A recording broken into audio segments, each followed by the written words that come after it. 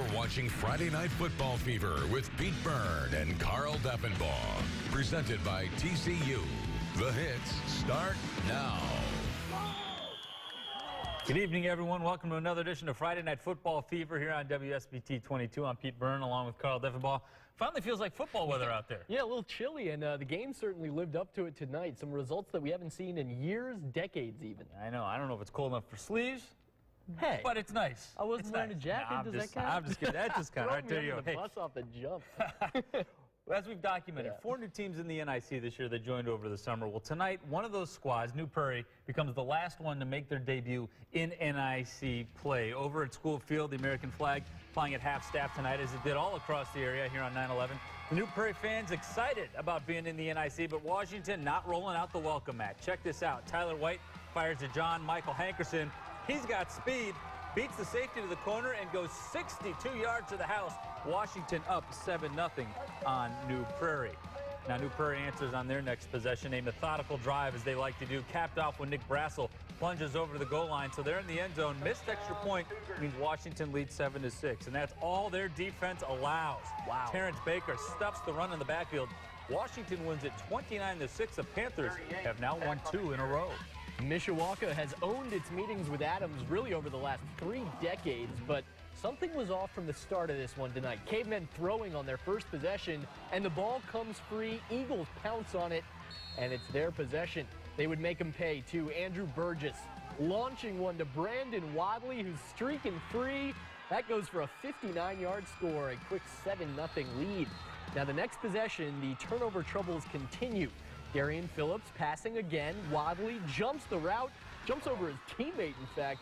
Mishawaka had 5 turnovers in the first half. Ugly. Can't do that. And Adams would go back to the well again. Worked one time. How about another? Burgess, a bomb to Wadley. That dynamic duo hooks up for a 48-yard score.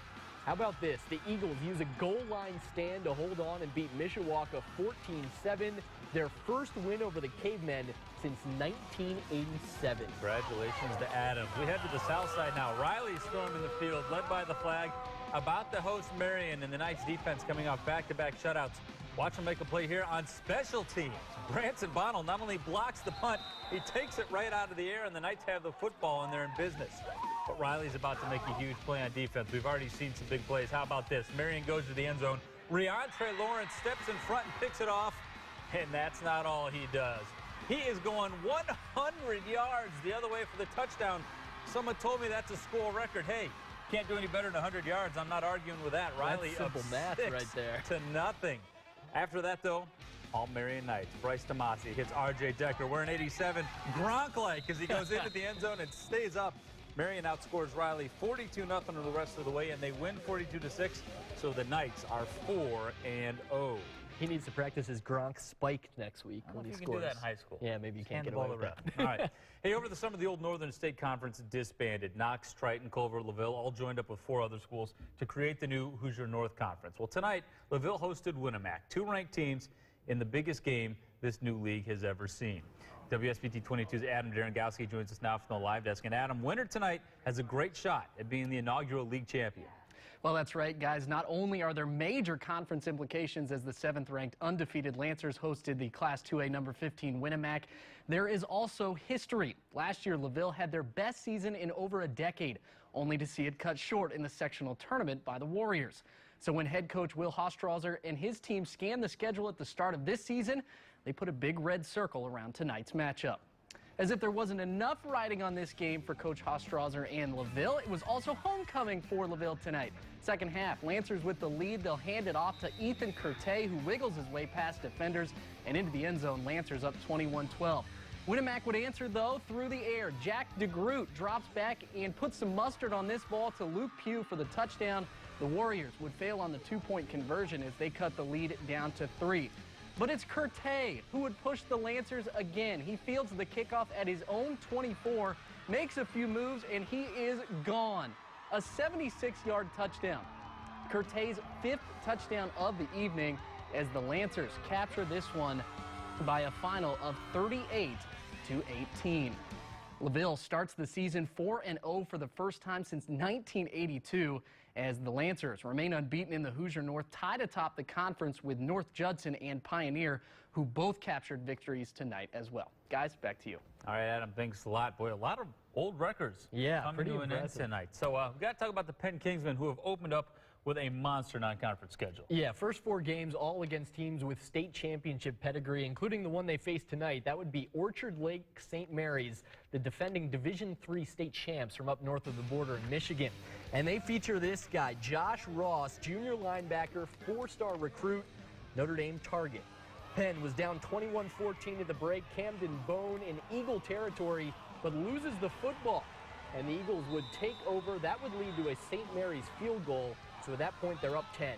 But Bone makes up for it. A 2-yard quarterback keeper in the 4th quarter. And Penn is down 3 with 3 minutes to go. So the fans, the crazies over there, need their wild bunch to get a stop.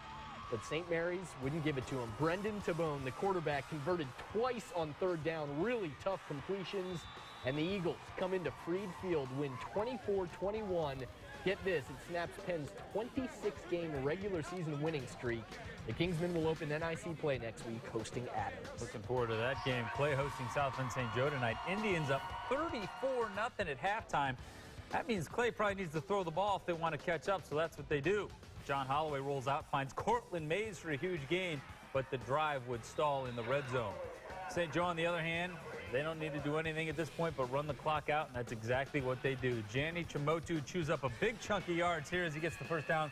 Clay does get on the board late, but St. Joe snaps a 2-game losing streak with a 34-14 win. Old Northern State foes meeting as NIC opponents now, Glenn and Jimtown. Jimmy's have dominated this match over the last 20 years or so. Glenn with the ball at the 7. Daniel Wallace drops back but lost the football, and the ball actually fell right into the hands of Dalton Whitman, so the Jimmies take over.